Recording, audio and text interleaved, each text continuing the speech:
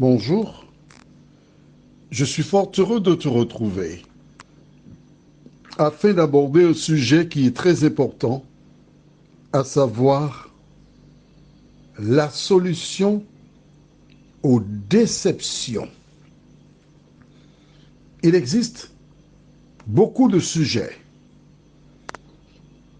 mais juste avant d'aborder celui-là, prions. Notre Seigneur et notre Dieu, nous voici tes enfants devant toi, cherchant des solutions à différents types de problèmes. En effet, beaucoup de personnes, suite à des déceptions amoureuses, mettent un terme à leur existence. D'autres se trouvent dans des centres et sont traités parce qu'ils ont perdu la santé mentale. Alors nous venons vers toi afin de trouver dans la parole la solution aux différents problèmes de la vie. Merci de nous éclairer, de nous vivifier, de nous fortifier. Nous t'avons prié au nom de Jésus et pour ta gloire éternelle. Amen. À travers la petite vidéo, il y a un homme qui indique différents éléments qui sont plus forts les uns que les autres. Et vers la conclusion, il est question de relations humaines. Souvent, quand un homme rencontre une femme et fonde un foyer, il a tendance à oublier ses amis, ses proches. Il ne voit que par cette femme. Il n'y a pas beaucoup de femmes qui font ainsi, hein? Mais il y a quelques-unes quand même. Le monde n'existe plus. Tout ce qui compte, c'est cette personne qui, dorénavant, remplit le temps, remplit leur existence.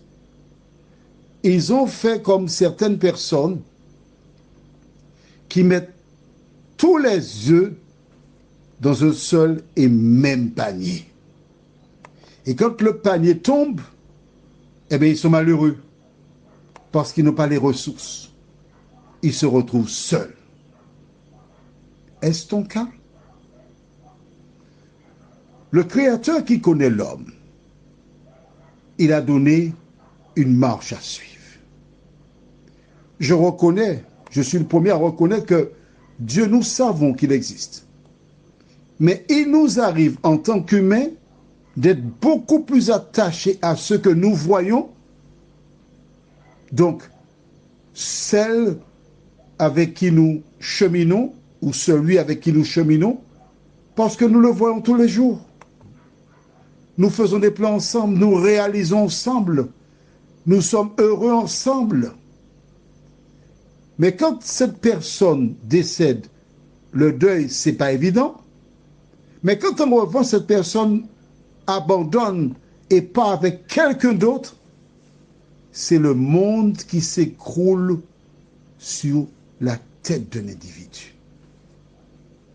Et à ce moment, on passe par toute espèce de situation pénible, difficile.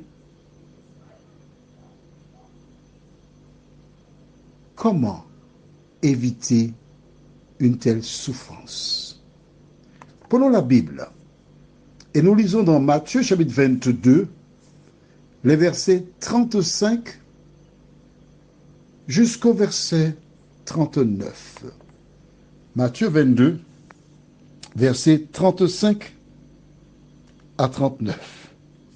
Quand j'ai lu ce verset, j'ai dit, béni sois-tu Seigneur. Et l'un d'eux, docteur de la loi, lui posa cette question pour l'éprouver. Maître, quel est le plus grand commandement de la loi? Jésus lui répondit, tu aimeras le Seigneur, ton Dieu, de tout ton cœur, de toute ton âme et de toute ta pensée. C'est le premier et le plus grand commandement. Je reprends pour toi, verset 37. Jésus lui répondit, tu aimeras le Seigneur, ton Dieu, de tout ton cœur, de toute ton âme et de toute ta pensée. C'est le premier et le plus grand commandement. Qui a plus d'importance pour toi dans ta vie? Ton conjoint?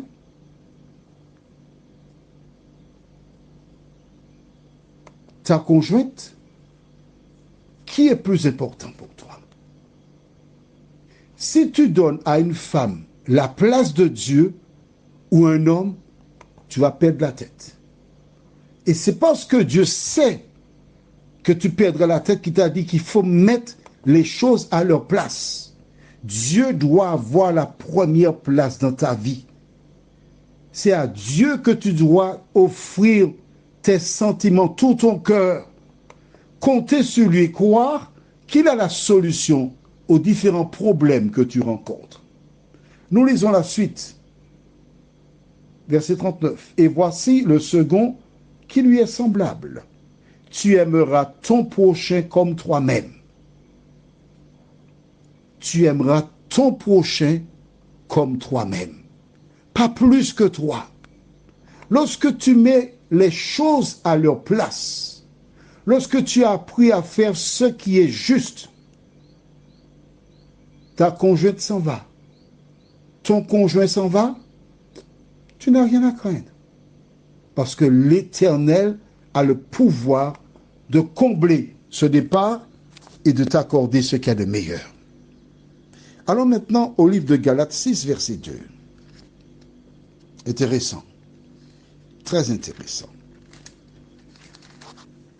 Quand tu conserves la relation avec les membres de ta famille, quand tu agis avec eux comme d'habitude, parce que tu les aimes, que se passe-t-il? Ils peuvent être à tes côtés pour t'accompagner. Pourquoi? Car s'ils croient en Dieu, ils appliqueront ce que la Bible déclare au livre de Galates, chapitre 6, au verset 2. Je lis. Portez les fardeaux les uns des autres, et vous accomplirez ainsi la loi de Christ. Portez les fardeaux les uns des autres. Je profite pour dire à celles et ceux dont un ami t'a abandonné et a donné la première place à une femme. Il te snobait, il ne t'appelait pas, il vivait le parfait bonheur. La femme l'a laissé et il est en difficulté. Ce n'est pas le moment pour lui faire des reproches. Tu as vu? C'était la femme qui comptait pour toi, tu m'as ignoré, je n'existais pas pour toi, maintenant la femme est partie, regarde dans quel état elle t'a laissé. Je ne devais pas te parler. Ne fais pas cela.